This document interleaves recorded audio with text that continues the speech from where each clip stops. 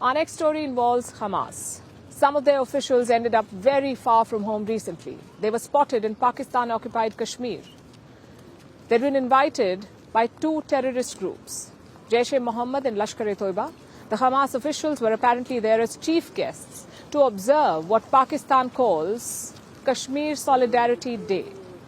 Now, obviously, this raises an alarm. Hamas orchestrated a terror attack on October 7, 2023. It set off the bloodbath in Gaza. Now, after a ceasefire is finally in place there, Hamas is popping up in PoK. To what end? Why are the JEM and LET buttering up Hamas? And should India be concerned? Here's our report. Every year on February 5th, Pakistan celebrates Kashmir Solidarity Day. It's a national holiday there. A way for Pakistan's government and establishment to distract from their regular failures and instead flog a dead horse. To rile up public anger towards India and stem legitimate public grievances against Islamabad and Rawalpindi. But this gimmick hasn't been working very well over the last few years. People in Pakistan-occupied Kashmir and Pakistan proper have been protesting regularly.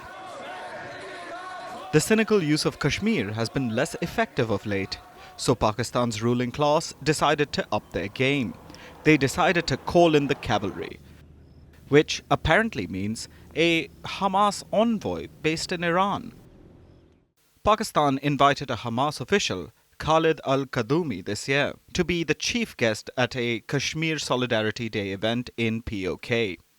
Al-Kadhumi was given a red carpet welcome. He met with mainstream Pakistani politicians like Fazlur Rahman, an MP and the chief of Pakistan's Jamaat-ul-Ulema-e-Islam party.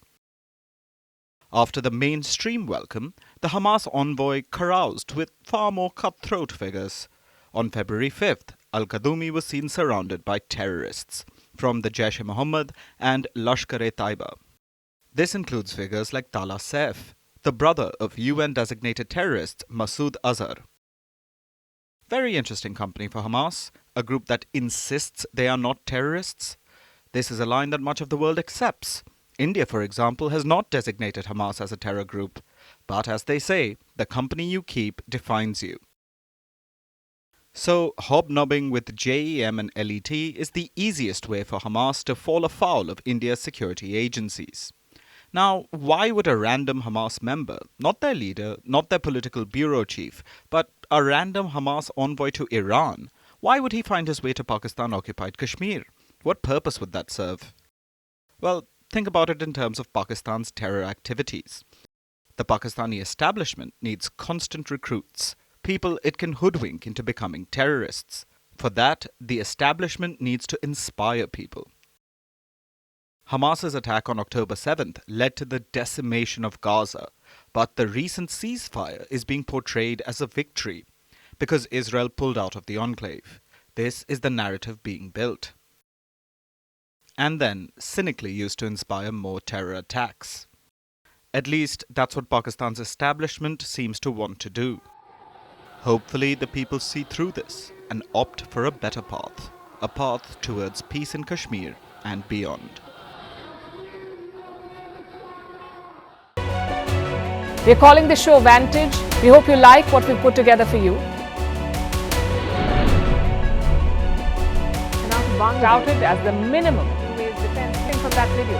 India's neighbors were the first to send the special edition of Vantage live from the White House throughout this week. Yes, Hindu Mandir we're on our way to Tel Aviv. City measure, but it's also the perfect way to drive. I don't think that Prime Minister of Bhutan, Sherin Tagwe. Welcome to 60% of the world's office. Prime Minister Modi did the iron. We were actually What are you doing? How do you like? It's been 1 year since that meeting. Iron bars separate you from the outside. Out the vote effort. Trump had, it says, and at $4.3 trillion. 4.3 300 billion by 2030. That's what we need to tackle climate change.